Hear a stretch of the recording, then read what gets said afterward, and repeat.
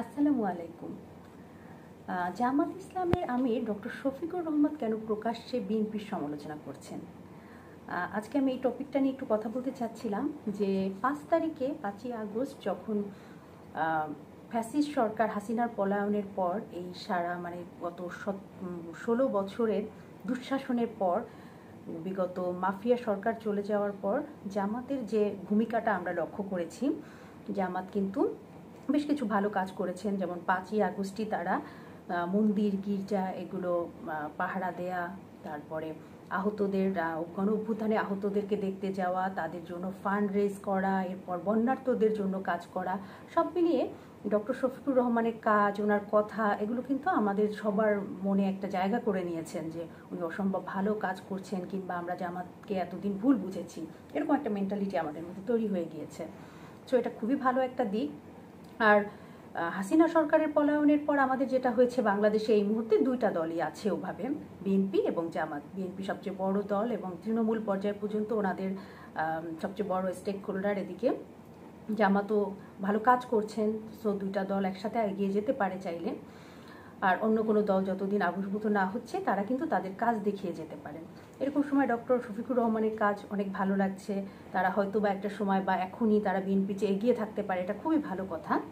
কিন্তু সমস্যা হয়েছে যে জামাতের আমির ডক্টর শফিকুর রহমানের এন্ড থেকেই প্রথমেই শুরু হয়ে গিয়েছে একটা আক্রমণ বিএনপির প্রতি।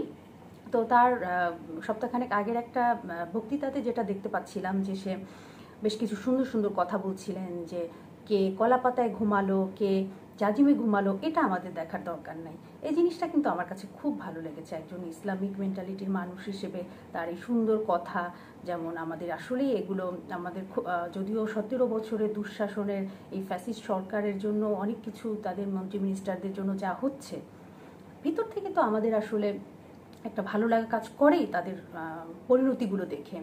আর তারপরেও সেটা আমাদের যতটা সম্ভব না দেখা উচিত। এই যে ওনার একটা ওনার দিক থেকে ওনার যে চিন্তা ভাবনা আমার কাছে ভালো লেগেছে।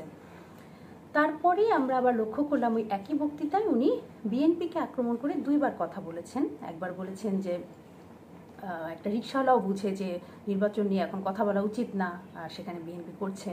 তারপরে ওনারা বলছেন যে তাদের তো নির্বাচনের দরকারই নেই, তারা সব কিছু দখল করে ফেলছেন। তো এই যে ব্যাপারগুলো তার এন্ড থেকে শুরু হয়েছে। এরপরে গতকালকে আমি তার একটা সাক্ষাৎকারে দেখতে পেলাম, এই ভিডিওটা আমি এখানে দিয়ে দিচ্ছি। সবাই অনুভব করছেন যে আগামীর দিনটা এক জালিমের হাত থেকে আরেক জালিমের হাতে যাওয়া উচিত না, এবং ইদানিং আমাদের বক্তব্য এই ব্যাপারে স্পষ্ট।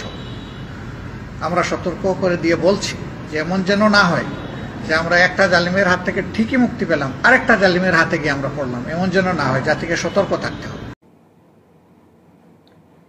তিনি বললেন যে তিনি এক জালিম সরকারের কাছ থেকে আমরা আরেক জালিম সরকারে চলে আসবো। তো এই জিনিসগুলো যখন আমরা দেখতে পাচ্ছি, তার মানে সে এই আক্রমণগুলো মোটামুটি কন্টিনিউ করছেন। তো একটা সমস্যা হচ্ছে যে এটা কোনো ব্যাপার না, আক্রমণ সে করতেই পারে যেহেতু দুটাই দল। কিন্তু ব্যাপারটা আমার এন থেকে যেটা মনে হয় যে বিএনপি এখনো ক্ষমতায় চলে যায়নি, তারাও ক্ষমতায় কেউ বিরোধী দল কিংবা কেউ সরকারি দল এরকম না। মাত্র আমরা 17 বছরের একটা ক্রমা থেকে বের হয়ে এসে 17 বছর সবচেয়ে নির্যাতিত বলেন, নিপীড়িত বলেন, এই দুটা দলই কিন্তু বিএনপি এবং জামাত।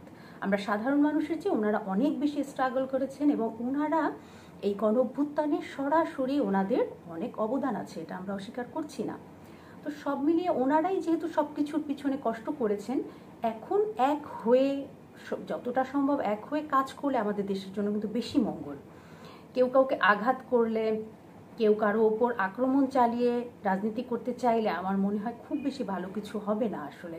কারণ অন্য কোনো দলও এই মুহূর্তে নেই। মাঝখান দিয়ে যদি আবার আওয়ামী লীগ এই সুযোগটা কাজে লাগায় তাহলে তো আরও বিপদ।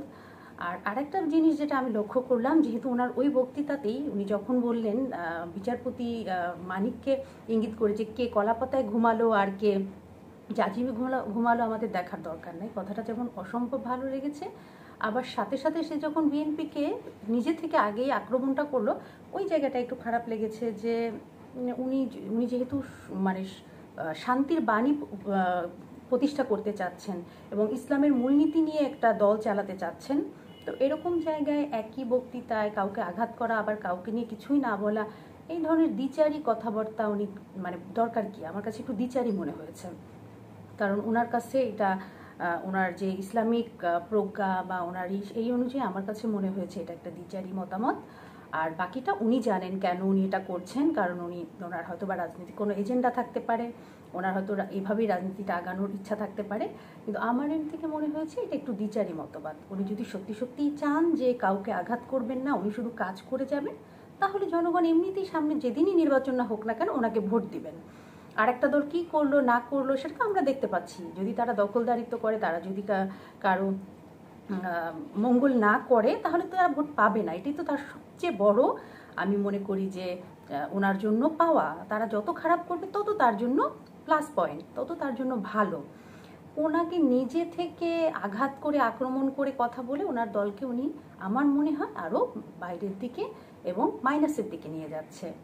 তাই এই দ্বিচারী কথাবার্তা আমি একজন সাধারণ নাগরিক হিসেবে মনে করি ওনার না বলাই উচিত। আর বাকিটা তো ওনার ইচ্ছা, ওনার রাজনৈতিক এজেন্ডা।